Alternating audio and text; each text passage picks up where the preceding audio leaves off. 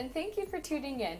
Today, we will be discussing the ABCPs of learning. So what are the ABCPs of learning? Well, A stands for antecedent, which is what occurs before the behavior and ideally prompts the behavior. B stands for behavior, which is the behavior that is offered in response to the antecedent, and it must be observable. C stands for the consequence, which is what happens after the behavior. And then our little parenthetical P stands for prediction, which is what we predict will happen in the future due to the previous series of events, our ABCs. So a prime example of this could be watching a dog sit or lie down. So in this example, we could say, what if a woman were to hold up her hand and then say the word down? That would be the antecedent. The behavior would then be the dog lying down, which is something we can observe. The consequence of the dog lying down when the woman holding her hand up says down could be that the dog receives a treat. And then the prediction, because of the series of ABCs, would be that this dog has been positively reinforced, and therefore the likelihood of the dog continuing to lie down when they hear the word down and the woman raises her hand will likely increase in the future. So breaking things down further, let's focus on antecedents, because that's a rather large word. So antecedents and antecedent arrangement are an important part of learning or training a dog, or any animal for that matter. Antecedent arrangement pertains to the environment surrounding the learner while they are in training. In short, it is how the environment in which you are training is arranged.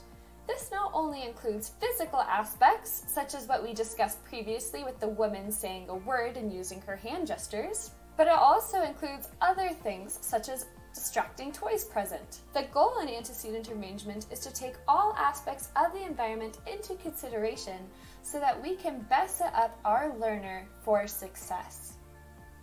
So why arrange antecedents in training? Well, antecedent arrangement is critical because we do not want the learner to be stressed or uncomfortable during the training session, and we want to ensure the learner is being, as said, set up for success. Setting them up for anything short of success is stressful to the learner and, well, frankly not very nice. Additionally, setting your learner up for success increases the likelihood of the desired behavior occurring. In short, it means we can predict the behavior more frequently. Antecedent arrangement pertains to the environment surrounding the learner while they are in training. If the environment is too distracting, such as having lots of fun toys nearby, it will be difficult for the learner to focus, thus causing the learner to struggle to succeed during their training. It will also be quite difficult for the learner to focus if their environment is stressful. In addition to focus being problematic if the learner is stressed, the learner may also begin to associate training with stress, which can lead to slow development of desired behaviors as well as possible behavior issues in the future. So that's antecedent arrangement. Now let's break down the word behavior. Behavior is relatively simple. It is simply what the animal or learner presents to us that is observable in response to the antecedent presented to them.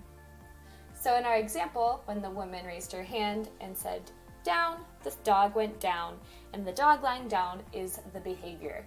Now let's break down consequences. The consequences ultimately shape or influence the learner's future behavior, but eventually we hope to create a cue that will prompt the learner to want to complete the desired behavior, even in the absence of a treat. This takes time, so be patient. For consequences, it is recommended to either provide feedback that will increase the likelihood of a desired behavior occurring in the future by rewarding or reinforcing that desired behavior, or to decrease the likelihood of an undesired behavior from occurring by simply not rewarding undesired behaviors. This is called positive reinforcement, and it is the only form of training acceptable through Animal Friends Alliance. Positive reinforcement involves learners typically working towards rewards such as praise or treats or play, and having autonomy or a sense of choice. This aspect is absolutely critical to positive reinforcement training. Therefore, positive reinforcement is the best method for training a new behavior where they have the choice to complete the behavior and receive a reward, or to not complete the behavior and to simply not receive the reward. The key here is that positive reinforcement training involves no punishment.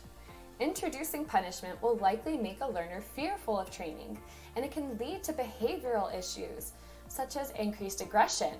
Also, it's just not very nice. And it is therefore not recommended to punish an animal for not completing a desired behavior or for offering an undesired behavior. At Animal Friends Alliance, punishment is not permitted.